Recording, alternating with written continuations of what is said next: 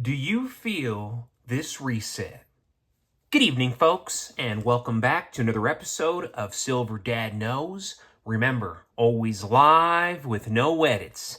If this is your first time here, hit that subscribe button now, as you're going to like what I'm about to say.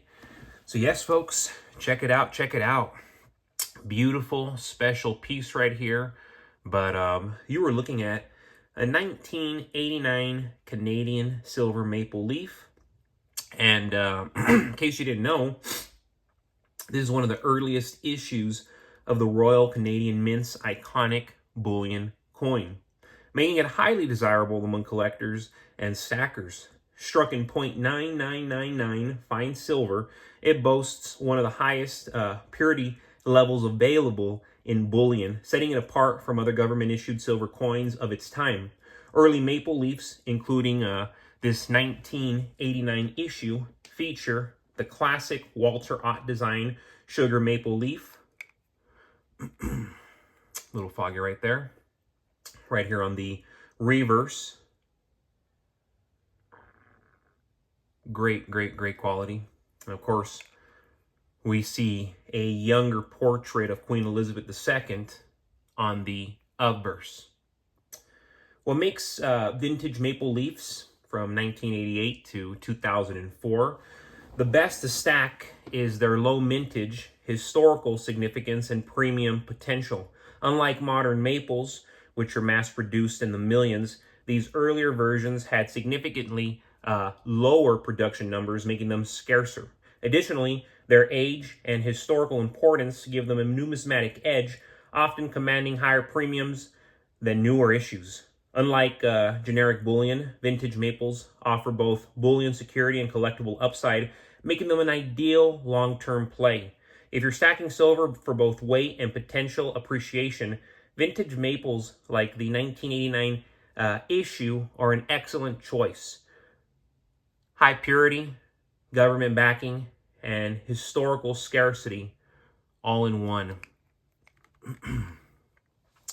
But yes, fantastic piece right there. And anytime I purchase maples, I'm always getting them ideally late 80s, 90s, early 90s, mid 90s. But I won't even really dabble with the early 2000s. I want to get from the 80s to 90s.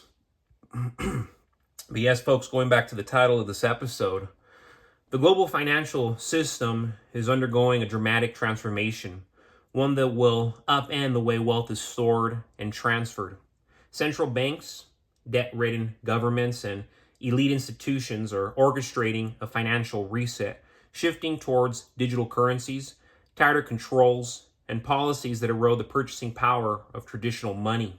In this new era of uncertainty, silver stands as one of the last true safe havens for those seeking to preserve their wealth.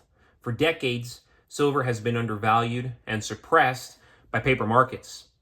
But the tides, they are turning. As fiat currencies continue their decline through reckless money printing, inflation, and unsustainable debt, tangible assets like silver are proving their worth.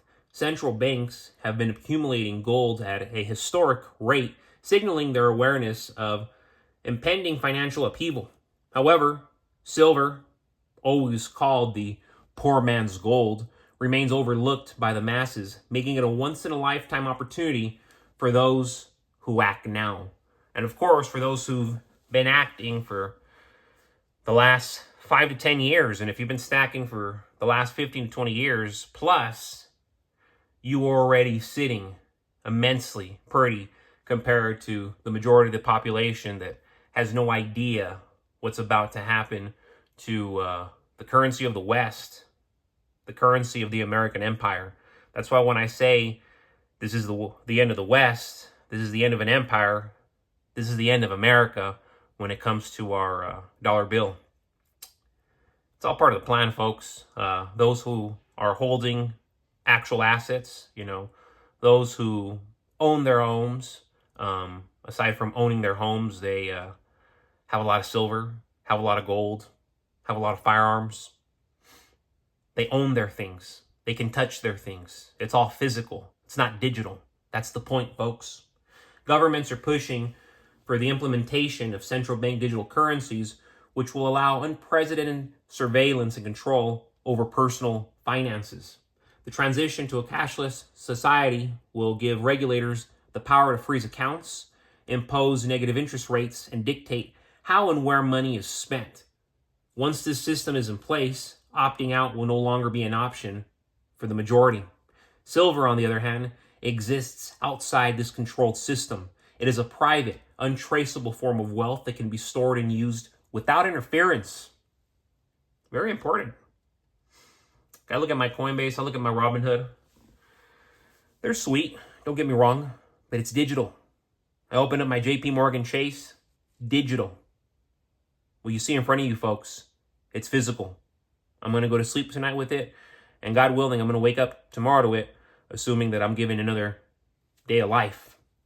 But it's something that I'm always going to be waking up to as long as I'm alive. Assuming nobody comes in and breaks in and jacks my stuff, because again, I told you, my safe is bolted to the ground, and yours should be too. It's a big, big safe. This is just a little safe that I show off for the show, but my big safe, it's in my closet, and I encourage everybody to do the same thing.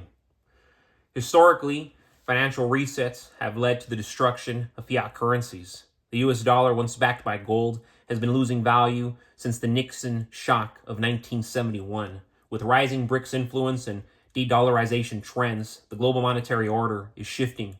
When confidence in the dollar collapses, physical assets will be the only refuge. Silver's affordability and industrial demand make it a uniquely positioned asset, not just for wealth preservation, but for potential exponential growth. The window of opportunity is closing. Silver supply is tightening due to increasing industrial use, geopolitical tensions, and growing investor demand. The price suppression has kept silver undervalued, but it's not going to last forever, folks. It just can't. Not only will it not last forever, it can't last forever. When the reset fully unfolds, silver will be out of the reach for the majority. This is the last chance to stack before the system changes permanently. Will you seize the opportunity, or will you be left behind in a digital prison? Ask yourself that, folks. But as always, thank you so much for joining us for another evening of Silver Dad Knows. God bless you, God bless your household, and God bless America.